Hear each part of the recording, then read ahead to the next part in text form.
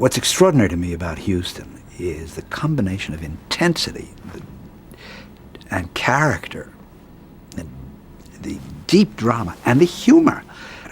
He was able to just, almost every movie that he did, I think except for Captain Ahab, had such good jokes in it. Red Badge of Courage didn't have any, but there was charm in the movies as well as this extraordinary drama and character analysis. Would that be inconceivable for a director to remake a film of his own? Somebody else remakes films for... Yes, there are a number of films of mine that I'd like to remake. But unfortunately, they usually remake successful films. I'd like to remake some unsuccessful films that should have been better made. Yeah. And making a successful film, you start off, it seems to me, with several strikes against you. I've been asked to remake some of my own films that fulfilled everything I wanted them to, and I wouldn't dream of it. For instance, I like The Maltese Falcon very much, and I wouldn't think of remaking it. I've been asked to remake it, but I wouldn't do it. I hope Treasure of Sierra Madre is one you'd want to do over. No, I wouldn't do that. You're supposed to have had a very fine relationship with your father, which in the Freudian age is hard for some people to have. Did he like the profession of acting? Oh, yes. He did? Yes. Yes, he was very proud of his profession. Yeah. Some of the most, I don't know, it's a strange phrase, but some of the most masculine actors often find that, I'm thinking of people like Mitchum and maybe even Spencer Tracy, I'm not sure, have felt a little odd about being in the profession of acting, even though, you know what I mean, even though they like doing it, as if it were an odd thing for a man to do, to make a living. Did your father ever No, I do anything don't. No, not at all. like that? Not at all. Quite the opposite. Yeah. By the way, you mentioned another great favorite of mine, a man that I hope to work with again, Bob Mitchum. Yeah. Wonderful actor, whose talents have never really been explored. Bob Mitchum could play King Lear. He's a great actor. Yeah, I agree. Yeah. Heaven knows, Mr. Allison. What else did you make with Mitchum? That's the only one That's I the ever one. made with Bob. Yeah. He was in played a cameo in another film I did. Yeah. How did you happen to get into the Mexican cavalry? Oh, I was a kid down in Mexico taking dressage lessons from a great teacher. And I went down there with that idea in mind, or one of my reasons for going. And after a few lessons, I was a horseman, and he said, why don't you take a commission in the cavalry, and then you wouldn't have to pay for these lessons, and you would have a uniform, and I was running a little short on money, and I took an honorary commission, and then I jumped for the Mexicans in their shows for a while. You ever been hurt? I saw no action or anything like that. It was I was an ornament.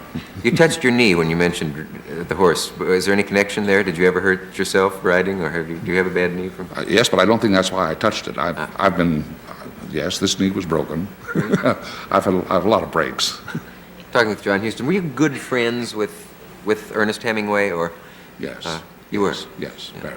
I read a kind of surprising, startling thing the other day about him, where it said that somebody was talking about how you can never be sure if your work is going to be accepted in years to come, no matter how famous you are at a certain time. They said, who would have dreamed that Hemingway's name would be greeted with a sneer today, when he was considered so terrifically important just a few years back? I didn't realize it was greeted with a sneer. I didn't either. Today, but apparently it is in certain circles. I don't know why. Well, he'll come back. If in that case, why, he'll come back into favor. Yeah. I'm sure of that. When Orson Welles was here, he said that he only one time in his life had the complete control that a director ought to have in making a film, and that was when he made Citizen Kane. How many times have you had that? I've usually had that. Have you insisted on it? No, it's never come up, really. Yeah. That I don't think I've ever been out of control of a picture that I was making. There was some John talk that... Huston amasses the best of everything, from pre-Columbian art to mementos of Hollywood. Finding a home for his collection, was as important as finding one for himself. Ireland itself offers a kind of escape. It's a wonderful place to come back to and lick your wounds. There's a tranquility here, a serenity that I don't know existing anywhere else. When you come away from the motion picture world, where you see thousands of people constantly, day and night, why, this is a welcome relief.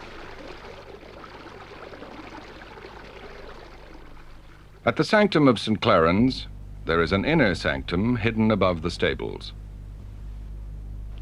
Well, I come down here to get away from the telephone, and when I'm down here, why, it's sort of understood on the part of the house that I'm not to be disturbed unless it's something important, like a fire breaking out.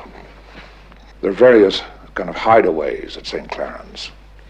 My son has one in the middle of the river. My daughter has one up in a tree.